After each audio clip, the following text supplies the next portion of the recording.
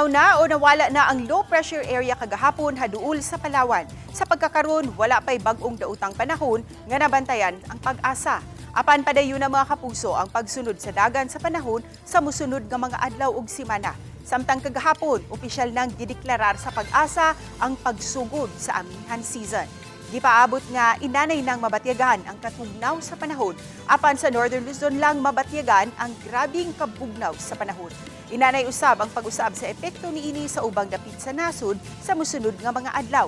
Gawa sa amihan, nakaapekto usab sa nasod ang Intertropical Convergence Zone o ITCZ, easterlies ug shear line.